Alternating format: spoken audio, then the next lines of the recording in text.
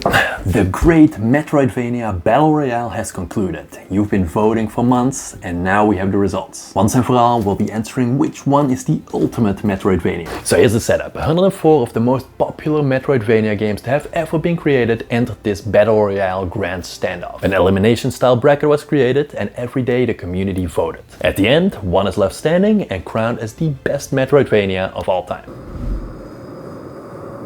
Since there are so many votes for round 1, I'm doing highlights, and then in round 2 and on I will go in more detail for each vote. Right away we lost some big names. Carrion, The Swapper and Monster Tale, and surprisingly the classic Castlevanias all dropped out. Also SteamWorld Dig 1 got eliminated, a cool procedural generated digging adventure I sure thought would go a long way. But also some good news. Both Blasphemous, a game with a dark and brooding Souls-like atmosphere, and Owlboy, a light-hearted emotional adventure that you shouldn't miss, both made it through. But many others didn't. Disney's Illusion Island, Dust and Elysium Tale, Tesla Grad, Blaster Master Zero and La Mulana 1 and 2 are but a few games that got eliminated right away. As expected, most big names did make it through however. Metroid Dread and the other Metroid, as well as most Castlevanias, will be coming back in later heats. The Messenger, a beautiful ninja-style Metroidvania throwback to both the 8 and 16 style era. Shantae and the Pirate's Curse, a cartoony indie Metroidvania that's garnered quite a following over the years, also made it through. But there were some unexpected names too. Batman Arkham Origins Blackgate,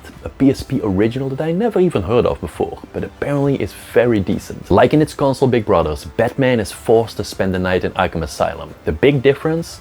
It's all in 2D. I've never played it, but it's a continuation of the Arkham Origins story, and I also just found out that they got a PC port on Steam, so I might just pick this up. So how about Salt and Sanctuary? I was personally rooting for this one. I don't usually enjoy Souls-like games, but this one is awesome. Dark and broody atmosphere, great character builds, both in melee and magic, but best of all, really great enemy variety and boss battles. All in all, we lost a few good ones, but we kept even better ones.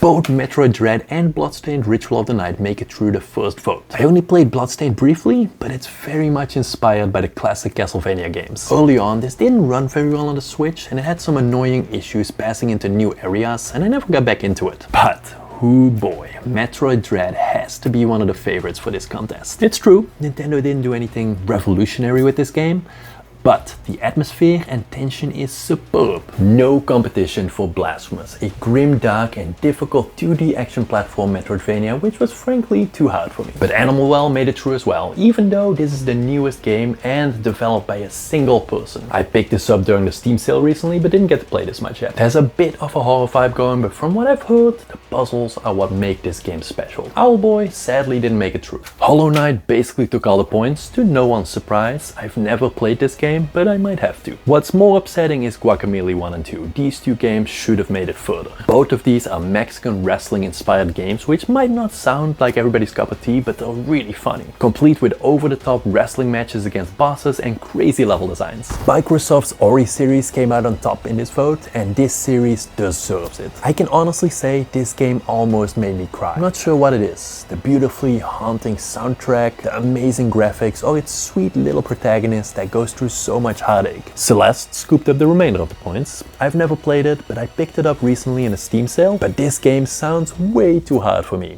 Although I've heard the story is really good. Also, quick shout out to Fist Forged in Shadow Torch, a very solid Metroidvania that didn't stand a chance against the onslaught of Celeste and Ori. Axiom Verge also sneaks through a second time. This one takes its cues very closely from Super Metroid, almost to a fault, but that doesn't mean it's not an amazing game. Also, Castlevania Symphony of the Night, arguably one of the best Castlevanias, has no trouble besting its opponents. This is basically the game that put the series on the map when it comes to Metroidvanias. Next up, Dead Cells, a game I can't get into no matter how much I try. Also, I've been told by some that this is not technically a Metroidvania, which is probably true as it's all procedurally generated, but when I looked, it was actually classified as a Roguevania, so take that for what you will. Also, one of my favorites that I talked about earlier, Salt and Sanctuary, the only Souls-like I've ever finished, squeaks through again. And another Castlevania casualty, Castlevania Area of Sorrow, a decent game but definitely one of the lesser ones. And more Castlevanias, Order of Ecclesia, which introduced the two-handed battle system, made it through, while Portrait of Ruin, the one that introduced the two-person swapping system with the more open-world design, didn't make it through. Also Iconoclast, which I never played, but from the little research I did, seems like a very solid game with good exploration, clever puzzles and a confusing storyline.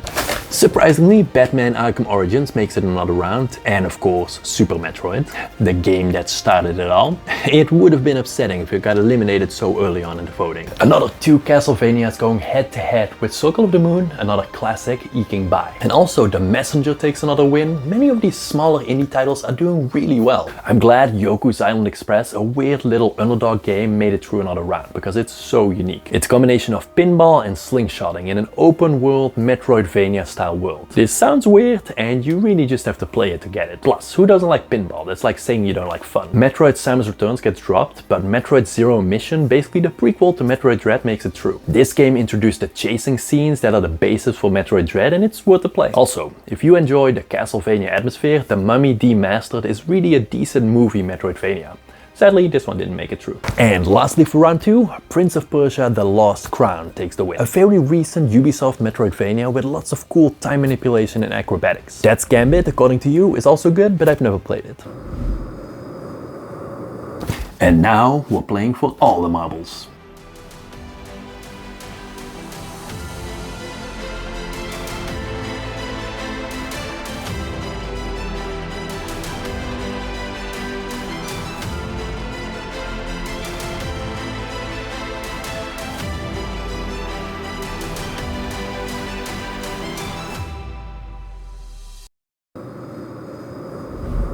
Round 4, the quarterfinals. 12 names left and only 6 will come out. The votes for this one are very close. Metroid Dread pulls through again with 30% of the votes, which goes to show why Nintendo is still one of the top 3 console makers.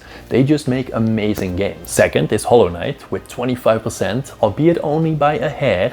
And I can't believe it, but Ori only has 22% of the votes. Somehow there are still 2 Castlevanias left after the myriad that has already been eliminated, but only Symphony of the Night makes it through with over half the votes. With Dead Cells being a close second with 35% of the votes, and The Messenger gets eliminated. And the Batman game somehow makes it through again. For such a relatively unknown game, this is doing remarkably well. Also, Super Metroid gets another pass. Now we're in the half finals, 2 votes with 3 candidates each. We've got Metroid Dread versus Hollow Knight and Castlevania Symphony of the Night. And for the second vote, Dead Cells, Batman Origins and Super Metroid. Both Castlevania Symphony of the Night and Batman get eliminated this round. They fought valiantly but ultimately didn't make it. I'm impressed by how far Batman made it though. And that leaves the ultimate Metroidvania heavyweights. Metroid Dread, Hollow Knight, Dead Cells and Super Metroid. Hollow Knight's the favorite, but it's anyone's game.